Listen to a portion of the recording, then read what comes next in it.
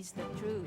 There are people in this chamber who do not know the meaning of truth. No person, no group, no sector of society has a monopoly of the truth. That truth cannot be suppressed to the Filipino people. Kilala si Senador Juan Ponce Enrile bilang isa sa mga bayani ng 1986 People Power Revolution. Pero sa pangalawang People Power sa EDSA, ang dating bida ay biglang naging kontrabida. Ang bayani noon, naging traidor daw sa bayan ngayon. I'm not saying at this point that President Joseph Ejercito Estrada is guilty. Neither am I saying that he is innocent. Not yet.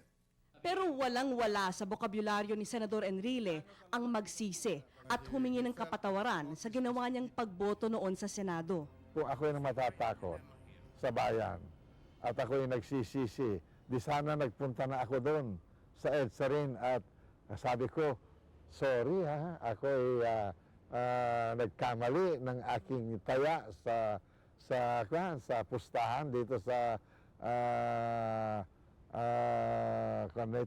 sugal na ito sa politika. Dapat patawarin ninyo ako. Eh hindi ako ganun eh. Ano naman ho yung mga pagmumura na natanggap niyo? Dahil nga itong sa pagboto niyo ng Sabi nila, gurang ka na, laos ka na. Sabi ko, dadating ka rin dyan. Punta ka sa impyerno, sabi sa akin. Sabi ko naman, baka magkita tayo rin. Dapat mamatay ka na sana, sabi ko noon. Okay lang, basta mauna sa akin. Talagang sinasagot niyo lahat ng text. Kilala niyo ba yung mga nagte-text sa inyo? Alam mo, sinusulat ko yung telepono ng mga nagagalit sa akin at yung telepono ng mga pumupuri naman sa akin. Ayun, ginagawa ko yun eh. Ano mas marami? Mas marami yung pumupuri sa akin. We at Sambuangueño render our full support. Di naman ho kayo pinakausapan kasi nagkaroon ng balibalita na nagkaroon raw ng bayaran. Anong bayaran? Para 150 to 200 million. Gano'n, nasan yun? Ang presyo ko 10 billion eh. Hindi pwede naman siguro. Hindi pa nila naabot yung presyo ko eh. Siguro, dapat lahat naman tayo may presyo, di ba? Bahay, kung ako nabayaran may mansion na ako ngayon dito. So with all these mixed reactions, paano ho kaya mag-i-impact sa future plans nyo? Di ba tatakbo kayo? Titingnan natin kung ano ang magiging husga Pero ng taong bayan. Halos walang epekto ito sa akin. At dito sa darating na halalan, haharap ako sa lahat ng Pilipino. Hindi lamang dun sa mga nagpunta sa EDSA para sabihin sa kanila, ito ang ginawa ko, ito ang naging desisyon ko, matibay ang aking paninindigan. Gaya ni Senador Enrile, hinahamon din ni Senador Gringo Onasan ang paghatol ng taong bayan sa kanya sa darating na eleksyon sa Mayo. Aminado ang senador na nagkamali siya sa pagbasa ng sentimiento ng nakararami. Kaya naman magiging batayan niya ang halalan kung meron pa ba siyang kinabukasan sa politika o wala na. Whether we open the envelope, the second envelope, Ang pagkakamali ko lang marahil ay noon pa lang sa simula't simula, nagdesisyon na pala yung taong bayan dito at least sa Kamaynilaan na yung paglilitis, yung trial, hindi na dun sa korte, kundi sa lansangan. Abe, kung alam ko lang na ganun, hindi na sana ako nag-attend ng impeachment at nag-aksaya ng panahon. Naapektuhan ba yung pamilya nyo dahil dito sa mga recent turn of events? Sa paaralan, no? In fact, hindi lang mga kaklase nung aking mga anak, kundi mga guro mismo. Anong Sabi ko, ginagawa nila? parang ino-ostracize yung mga bata, yung mga anak kong babae, mga karinyosa yan, no? Payakap-yakap pati sa teacher. Minsan pagpasok nila after yung mga pangyayari nga, parang hindi sila pinapansin pag nagtataas ng kamay para mag-participate sa recitation. Hindi rin pinagbibigyan, pinaunlakan. Pero kinausap ko na rin yung yung principal.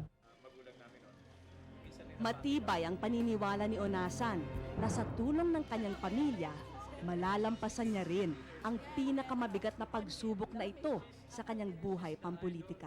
Lilipas din yan. Naniniwala akong lilipas din yan. I was very, very firm from the very beginning up until the end of time. Sigurado ko, even if you give me 10 lifetimes, I will do exactly what I did. Wala ring bahid ng anumang pagsisisi si Senadora Miriam Defensor Santiago. Sa katunayan, buong tapang niyang hinaharap ang masamang epekto ng kanyang naging pagboto. That is to be expected dahil nakita ko na bilang isang abogada noon pa na hindi umaasa at hindi nananalig sa batas ang mga kalaban ni Pangulong Estrada. Punong-puno na sila ng galit. They were so filled with hate. They had been poisoned by the toxins of their own self-inflicted hatred that they lost all trust in the legal system and were now ready to take the law into their own hands.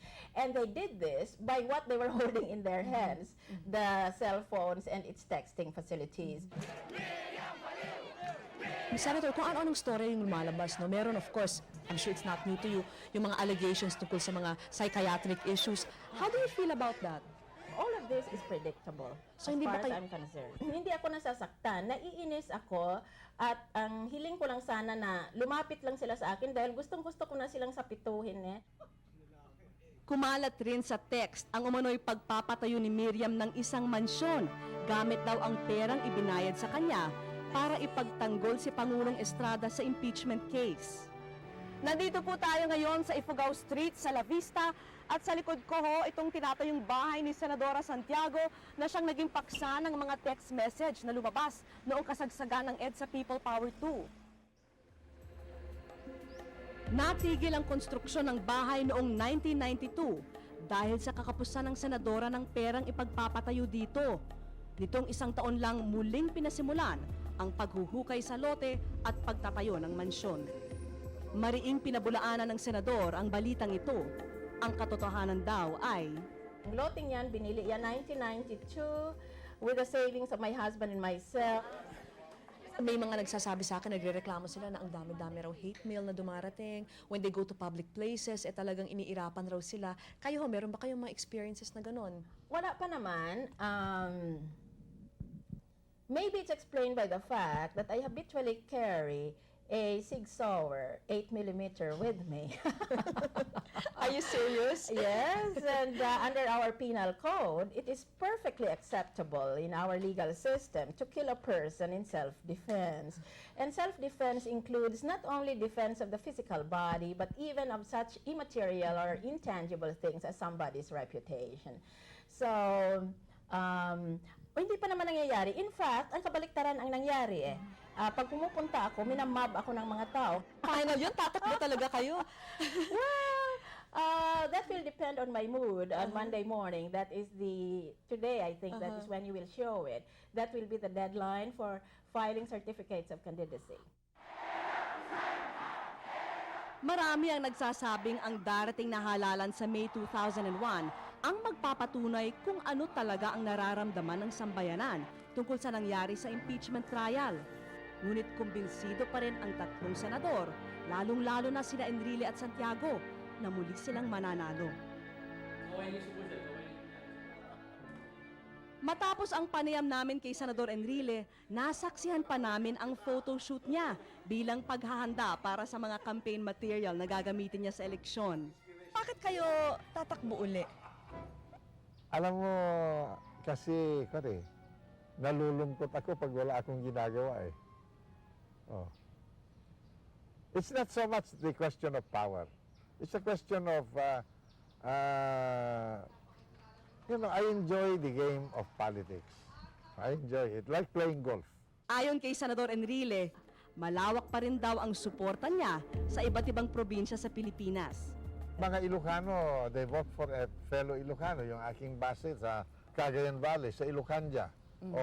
Magmula sa Batanes, Cagayan, Isabela, Vizcaya, Nueva Ecija, sa Kalinga, Apayao, Ifugao, sa Benguet Mountain Province, Abra, Ilocos Sur, baka ikakampanya ko ni Chavit doon. So assured kayo ho? Ay Bulacan yung tatay ko. Taga Bulacan. Dito sa Bataan, ganun din. Marami akong kamag-anak on my father's side dyan. Dito sa Rizal, dito sa Cavite, sa Batangas. Ito si Vilma Santos, boboto sa akin yun eh. Kaibigan ko yun eh. Talaga sigurado kayo boboto siya sa inyo? Oo, boboto sa akin Si Vilma, tawagan mo siya. Pero Tanungin mo. mangangampanya kaya siya para sa inyo? Eh baka. Sino-sino ho yung mga star na boboto sa inyo? Marami. Halos lahat sila.